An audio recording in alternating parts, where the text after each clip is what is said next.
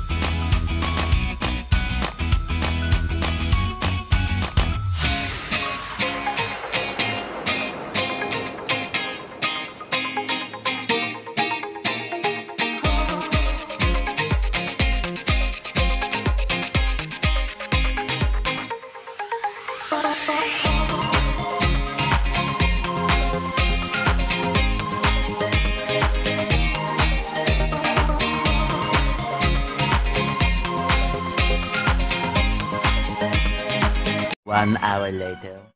So ayun mga kalapatids, magsi 6:30 na. Then kung mapapansin nyo is medyo madilim na, wala nang araw, so sunset na nga. Walang napauwi, kahit isa ang UFC mga kalapatids. As of now kahit isang ibon wala pang nagkaklak sa out of 690 birds na pinakawalan sa Tacloban, wala pa talagang umuwi So hindi naman tayo nawawala ng tsansa kasi nga hanggang bukas ang karera mga kalapatids. 2 days race yan ang Tacloban. Then ang cut-off niya is alas 2 ng hapon hanggang bukas mga kalapatid. So mag-aabang pa tayo hanggang bukas, makikiabang pa rin tayo. Titingnan natin, basta abangan nyo yung second day na pag-aabang natin mga kalapatids dito kay John Paul Bermudo. So update ko na lang kayo hanggang mamaya. Pag uwi ko ng bahay, titingnan natin kasi medyo may liwanag pa naman. Mag-aabang pa kami. So ayun, update ko na lang kayo hanggang mamaya ulit. A few moments later. And ayun na nga mga kalapatids, nakauwi na tayo galing kila Brother Paul or sa tropa natin na kila Paul Bermudo. Sad to say na walang nag-deboard dun sa mga ibon niya. So hindi naman tayo nawawalan ng pag-asa kasi nga hanggang bukas ang karera mga kalapatids. So mag-aabang pa rin tayo hanggang bukas. Ang cut-off niya, sabi ko nga kanina, is bukas ng alas 2 ng hapon pa. So mag-aabang pa rin tayo hanggang bukas ng umaga. Pupunta tayo doon na maaga, mag-vlog tayo. So regarding dun sa karera mga kalapatids, kahit isang ibon mga kalapatids, walang nakapagpa-deboard talaga kasi sabi ko nga kanina is late nang napakuwalan yung mga ibon, 8:21 or 8:22 ng umaga, kaya medyo na-delay na and mahirap talaga makapagpa-deboard pag gano'n na. Pero kung napakawalan yon ng mga before 7 or 6:30, basta sumikat na yung araw, may possibility na merong magde-deboard. So abangan na lang natin yung vlog bukas mga kalapatids. Abangan nyo yung vlog natin for day 2 ng pag-aabang natin sa Tacloban race mga kalapatids ng UFC. Then ito nga, ang Tacloban race nga is napakahirap na karera gawa ng kung iisipin nyo, mag-start nung sa Allen kasi ang last derby nga ng UFC is Allen Samar. So wala siyang Katbalogan and Tacloban na siya agad mga kalapatid. So ang distance ng Allen is 481 kay Paul Bermudo mga kalapatid. Then ngayon nga is umabot ng 630 kilometers yung distance niya from Tacloban. So kung iisipin mo, kung i-compute natin mula dun sa Allen hanggang Tacloban is 150 kilometers mga kalapatid yung difference niya dun sa distansya mga kalapatid. Kaya ayun, medyo mahirap na karera talaga to. Though hindi mahirap. Talagang actually mahirap na karera para sa mga fancier din, sa mga kalapati rin, kung paano sila makakauwi doon sa difference nga na 150 kilometers na uuwian nila from Tacloban to Pampanga mga kalapatid. So sa difference nga na 150 kilometers. So ayun, bibigyan ko na lang kayo ng update hanggang bukas. Mag-aabang ulit tayo day 2 ng karera mga kalapatids kay Paul Bermudo. Sana meron siyang umuwi na live dun sa dalawang ibon na live. Though 4 nga yung isinakay niya, yung 2 is butas ng Allen kasi naging hard race nga yung Allen mga kalapatids gawa ng nag-smash yata nung Allen na yun. Then late din, napakawalan yung mga kalapate. Mag-aalas 10 na, 9:20 na ata nung napakawalan nga nung Allen, kung napanood nyo yung previous vlog ko. So ayun, i-update ko na lang kayo sa mga susunod na vlog. Hanggang bukas, abangan nyo yung Tacloban natin. So that's it for today's video mga kalapatids. Happy flying!